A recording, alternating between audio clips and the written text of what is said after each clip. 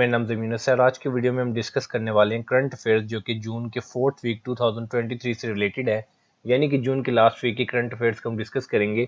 इस वीडियो के अंदर नेशनल करंट अफेयर्स भी मौजूद है और इंटरनेशनल करंट अफेयर्स भी मौजूद है। ये वीडियो बहुत ही ज़्यादा इंपॉर्टेंट है आने वाले कॉम्पिटिटिव एग्जाम्स के लिए। तो स्टार्ट करते हैं आज की वीडियो बिना कोई टाइम ज़ाय किए। तो क्वेश्चन नंबर 1 हमारे पास है, every year international day of seafarer observed on which date. हर साल जो आलमी दिन है डे ऑफ सी फेयर का, वो कौन सी डेट को ऑब्जर्व किया जाता है? तो इसका आंसर हमारे पास है 25 जून। तो आपने याद रखना है कि international day of seafarer observed on 25 June. Next question हमारे पास है, according to the Global Liveability Index 2023 by the Economist Intelligence Unit ETU। इधर से हमें ETU की एब्रीविएशन मिल गई, Economist Intelligence Unit, which only Pakistani city ranked 169 out of 173 cities in world's least livable cities। तो इस क्वेश्चन के अंदर आपने बताना है कि ग्लोबल लाइवेबिलिटी इंडेक्स 2023 के मुताबिक, जो कि किसकी तरफ से दिया गया, ETU की तरफ से, यानी कि इकोनॉमिस्ट इंटेलिजेंस यूनिट की तरफ से, कौन सा पाकिस्तान का ऐसा शहर है जो कि 169 पे रैंक हुआ है 173 कंट्रीज के अंदर in the world's least livable cities. तो इसका आंसर हमारे पास है कराची। तो आपने याद रखना है कि कराची जो सिटी है पाकिस्तान का, it's the only rank on 169 out of the 173 cities in the world's least livable cities according to the global liveability index 2023 by the ETU, economist intelligence unit। Next question हमारे पास है, which city ranked top in world's most livable city 2023। कौन सी city ने top किया है इन world's most लाइवेबल city 2023? तो इसका answer हमारे पास है वीना। ठीक है, और वीना आपको पता है कि कैपिटल है ऑस्ट्रिया का। नेक्स्ट क्वेश्चन हमारे पास है, the summit for a global new financial deal was held on 22 June in which city. अब आपको इस क्वेश्चन के अंदर एक बात तो पता चल गई कि 22 जून के अंदर जो है वो ग्लोबल एक समिट हुआ है ग्लोबल न्यू फाइनेंशियल डील का, जो कि 22 जून को हुआ। कौन से शहर में हुआ है? तो इसका आंसर हमारे पास है पेरिस। और पेरिस के साथ एक और बात आपने याद रखनी है कि ये कैपिटल है फ्रांस का। नेक्स्ट क्वेश्चन हमारे पास है, Germany parliament approves new immigration law on which date. Germany के पार्लियामेंट ने एक न्यू इमिग्रेशन लॉ जो है वो अप्रूव किया है, कौन सी डेट को? तो इसका आंसर हमारे पास है 23 जून। तो आपने याद रखना कि जर्मनी के पार्लियामेंट ने न्यू इमिग्रेशन लॉ जो है वो अप्रूव किया है 23 जून को। नेक्स्ट क्वेश्चन हमारे पास है, a previously unknown ancient Maya city has been discovered in the jungles of। एक previously unknown ancient Maya city था जो कि डिस्कवर्ड हुआ है रिसेंटली। किसके जंगल्स में रिसेंटली डिस्कवर्ड हुआ है? तो इसका आंसर हमारे पास है साउथर्न मैक्सिको। तो आपने याद रखना है कि एक previously unknown ancient Maya city has been discovered in the jungles of southern Mexico. Next question हमारे पास है, which country announced the vacant property refurbishment grant scheme. कौन सी कंट्री ने vacant property refurbishment grant scheme जो है announce किया है? तो इसका आंसर हमारे पास है आयरलैंड। तो आपने याद रखना है कि आयरलैंड वो कंट्री है जिसने vacant property refurbishment grant scheme जो है वो अनाउंस की है। नेक्स्ट क्वेश्चन हमारे पास है, how many people were killed in submersible Titan. इस क्वेश्चन के अंदर आपने बताना कि कितने लोग जो है वो टाइटन, जो आपको रिसेंटली न्यूज में देखा गया है सबमर्सिबल टाइटन के अंदर जो है वो वफात पा गई है, किल्ड हुए, तो कितने हैं? तो इसका आंसर हमारे पास है 5 पीपल। तो आपने याद रखना है कि 5 people were killed in submersible Titan. Next question हमारे पास है, Deaf Reach become the first Pakistani program in the Muslim world to win which award. अब जो डेफ रीच है वो पहले पाकिस्तानी प्रोग्राम बन गया है मुस्लिम वर्ल्ड के अंदर जिसने कौन सा अवार्ड विन किया है? तो इसका आंसर हमारे पास है हमदान आइसेस्को अवार्ड। ठीक है, ये चीज आपने याद रखनी है कि Deaf Reach become the first Pakistani program, ये एक प्रोग्राम है मुस्लिम वर्ल्ड के अंदर जिसने अवार्ड विन किया है Hamdan ISESCO award. Next question हमारे पास है, Pakistan leases Karachi port terminals to UAE based company Kahil terminals for how many years. Pakistan ने कराची पोर्ट टर्मिनल्स को to the UAE based company जो है काहिल टर्मिनल्स को लीज किया है फॉर हाउ मेनी ईयर्स? तो इसका आंसर हमारे पास है 50 ईयर्स। तो आपने याद रखना है कि Pakistan leases Karachi port terminals to UAE based company Kahil terminals for 50 years. तो आपसे साल का भी पूछा जा सकता है कि कितने सालों के लिए लीज किया है, और आपसे ये भी पूछा जा सकता है कि जो यूएई बेस्ड कंपनी है उसका नाम क्या है? तो उसका नाम है काहिल टर्मिनल्स। नेक्स्ट क्वेश्चन हमारे पास है, Which two countries sign MOU for construction of चश्मा 5 न्यू न्यूक्लियर पावर प्लांट? कौन से दो मुल्क ने MOU जो है साइन किया है, किस चीज के लिए साइन किया? फॉर द कंस्ट्रक्शन ऑफ चश्मा 5 न्यू न्यूक्लियर पावर प्लांट। अब MOU की एब्रीविएशन होती है मेमोरेंडम ऑफ अंडरस्टैंडिंग। तो ये चीज आपने याद रखनी है कि कौन से दो ममालिक है जिन्होंने मेमोरेंडम ऑफ अंडरस्टैंडिंग जो है वो साइन किया है ऑफ द कंस्ट्रक्शन ऑफ चश्मा 5 न्यू न्यूक्लियर पावर प्लांट। तो इसका आंसर हमारे पास है पाकिस्तान एंड चाइना। तो आपने ये चीज याद रखनी है कि पाकिस्तान एंड चाइना ने MOU साइन किया है फॉर द कंस्ट्रक्शन ऑफ चश्मा 5 new nuclear power plant. Next question हमारे पास है टेस्ला CEO एलन मस्क। देखें जो भी क्वेश्चन होता है उसके अंदर से आपको एक और क्वेश्चन मिल जाता है, जैसे कि इधर से आपको पता चल गया कि जो टेस्ला के चीफ एग्जीक्यूटिव ऑफिसर है वो है एलन मस्क। वो जो है इंडियन प्राइम मिनिस्टर का पता चल गया हमें, जो रिसेंट जो करंट है इंडियन प्राइम मिनिस्टर वो है नरेंद्र मोदी। तो अभी जो है Tesla CEO Elon Musk, Indian prime minister Narendra Modi, ये इनकी रिसेंटली कौन से शहर में मुलाकात हुई? तो इसका आंसर हमारे पास है न्यूयॉर्क। तो आपने याद रखना है कि Tesla CEO Elon Musk meets Indian prime minister Narendra Modi in New York. Next question हमारे पास है movie director James Cameron has visited Titanic wreckage how many times? इस क्वेश्चन के अंदर आपने बताना कि मूवी के डायरेक्टर जेम्स कैमरॉन जो है उन्होंने टाइटैनिक जो रैकेज है, यानी कि जो उसकी जो टाइटैनिक का जो तोड़ फोड़ हुआ सारा सामान है, जो शिप जो है वो रैकेज हो चुकी है, वो कितनी दफा जो है उसको विजिट किया है? तो इसका आंसर हमारे पास है 33 टाइम्स। तो आपने याद रखना कि movie director James Cameron has visited Titanic wreckage 33 times. Next question हमारे पास है the world's first ever liver resection surgery using a domestically made 5G remote robot was successfully conducted in which country? इस क्वेश्चन के अंदर आपने बताना कि दुनिया की पहली लिवर रिजेक्शन सर्जरी जो कि domestically made 5G remote robot की तरफ से सक्सेसफुली कंडक्ट हुई है, ये सर्जरी कौन सी कंट्री के अंदर? तो इसका आंसर हमारे पास है चाइना। तो ये चीज जो है वो चाइना के अंदर हुई है, जिसके अंदर robot 5G remote robot was successfully conducted by using a world first ever liver rejection surgery. किस चीज को उन्होंने यूज किया? 5G रिमोट रोबोट को लिवर रिजेक्शन सर्जरी करने के लिए, और ये वर्ल्ड की फर्स्ट एवर ऐसी सर्जरी है जो कि चाइना में कंडक्ट हुई है। नेक्स्ट क्वेश्चन हमारे पास है अभी become the first fintech to be awarded technology pioneer 2023 by which company? अभी जो है वो फर्स्ट फिनटेक बन गई है जिसको अवार्ड मिला है टेक्नोलॉजी पायनियर 2023 का, कौन सी कंपनी की तरफ से? तो इसका आंसर हमारे पास है वर्ल्ड इकोनॉमिक फोरम, यानी कि WEF। तो अभी आपसे पूछा जा सकता है कि अभी जो है वो फर्स्ट फिनटेक है जिसको अवार्ड मिला है टेक्नोलॉजी पायनियर 2023 का, किसकी तरफ से अवार्ड मिला है? वर्ल्ड इकोनॉमिक फोरम की तरफ से। नेक्स्ट क्वेश्चन हमारे पास है Ehsan Ramzan create history as Pakistan wins under 21 Asian snooker championship for the first time defeating which country?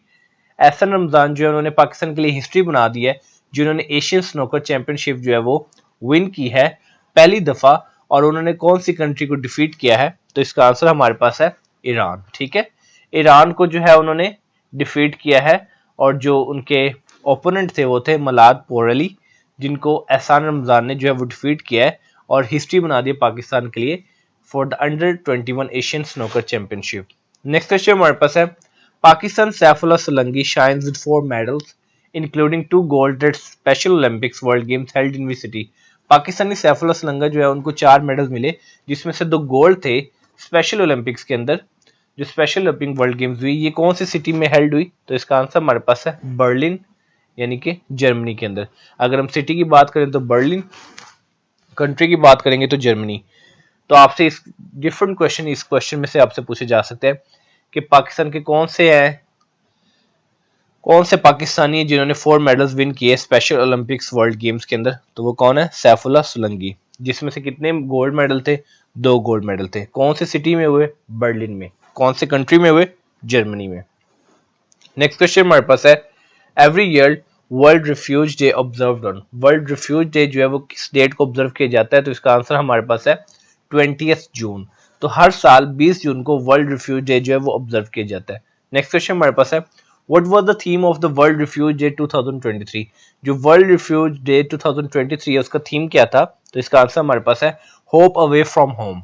तो आप अक्सर जो है डेज के जो थीम भी आपसे पूछे जा सकते हैं, तो आपको जो स्पेशल डेज हैं जो कि रिसेंट मंथ्स में होंगे उनके आपको थीम भी पता होना चाहिए। तो वर्ल्ड रिफ्यूज डे 2023 का थीम था hope away from home. Next question हमारे पास है every year world yoga day observed on which date. हर साल वर्ल्ड योगा डे जो है वो कौन सी डेट को ऑब्जर्व किया जाता है? तो इसका आंसर हमारे पास है 21 जून। तो आपने याद रखना कि हर साल 21 जून को वर्ल्ड योगा डे जो है वो ऑब्जर्व किया जाता है। नेक्स्ट क्वेश्चन हमारे पास है Oman become the first country in the world to promote itself through.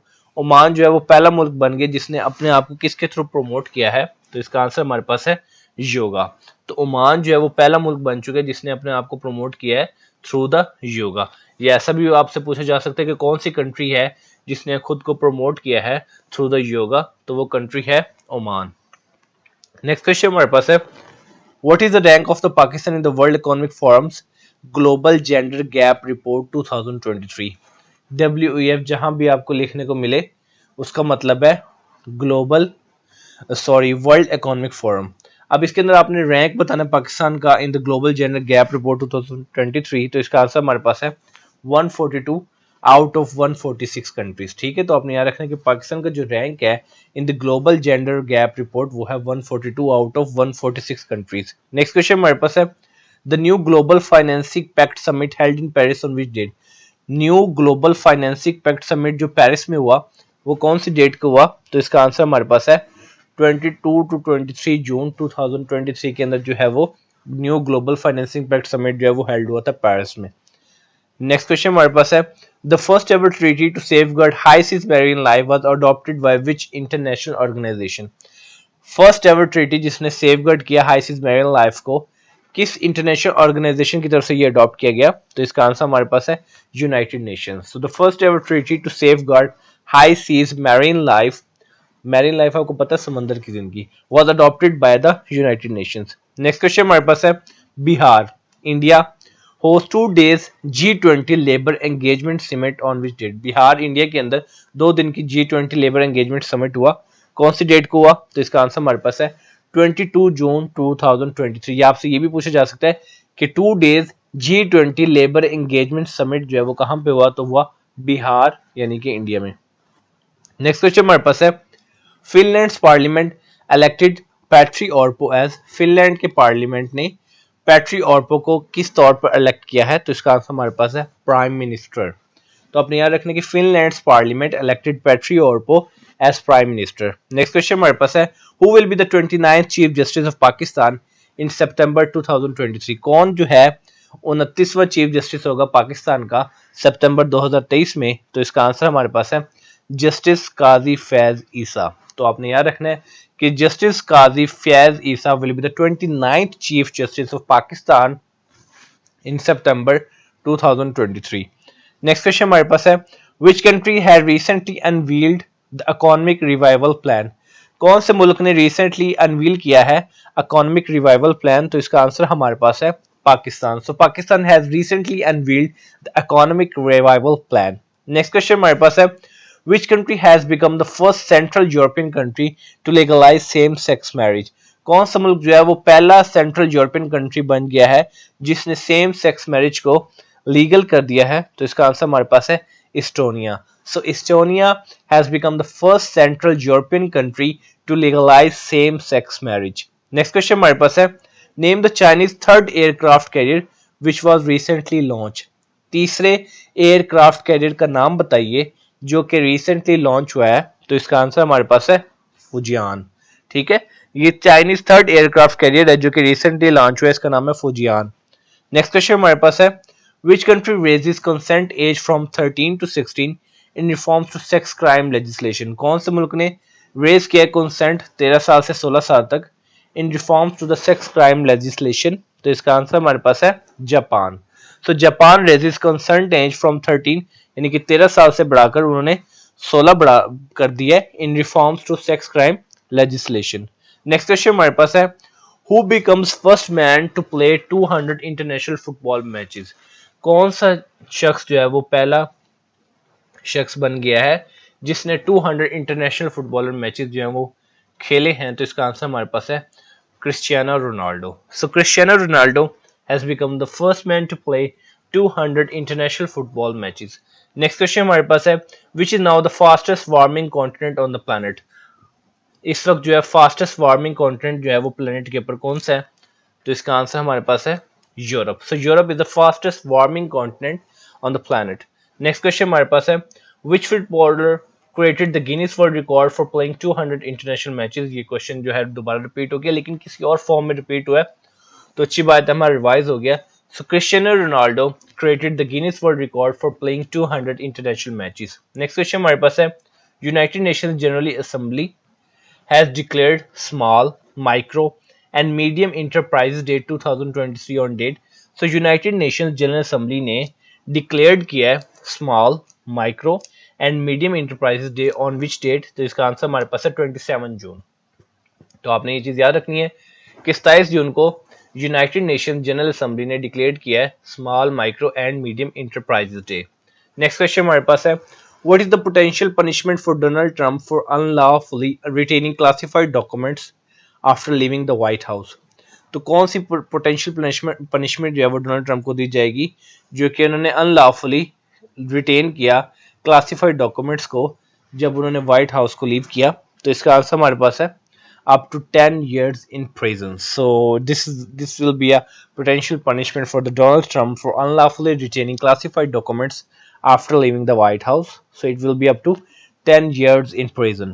Next question हमारे पास है what charges is Donald Trump facing in the federal criminal case filed against him। जो केस डोनाल्ड ट्रंप के against file हुआ है वो कौन से चार्जेस जो हैं उसके ऊपर हैं डोनाल्ड ट्रंप के ऊपर। इसका आंसर हमारे पास है mishandling US government secrets, पहला तो ये है, दूसरा है ऑब्स्ट्रक्टिंग जस्टिस और थर्ड है making false statements. So these are the charges on the Donald Trump.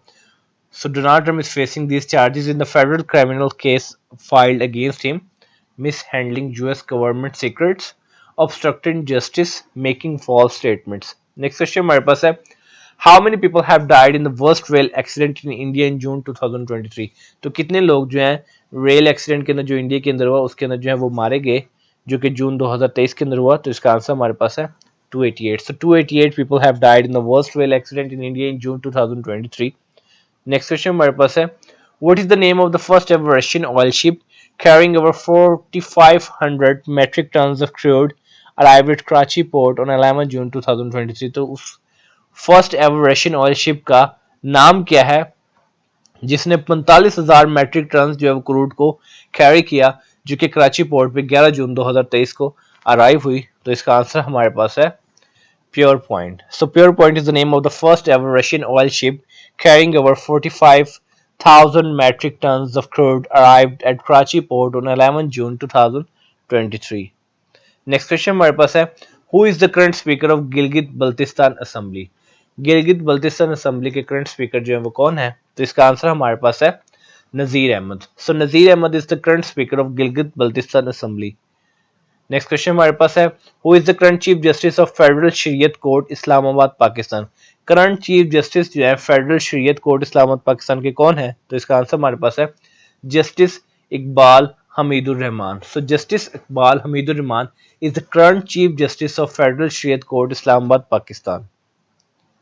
तो ये थी आज की वीडियो जिसके अंदर हमने जून 4th वीक के मोस्ट इंपॉर्टेंट करंट अफेयर्स को डिस्कस किया जिसमें नेशनल करंट अफेयर्स भी शामिल थे और इंटरनेशनल करंट अफेयर्स भी शामिल थे। तो उम्मीद करते हुए वीडियो आपके लिए बहुत ही ज्यादा इन्फॉर्मेटिव और यूजफुल रहेगी।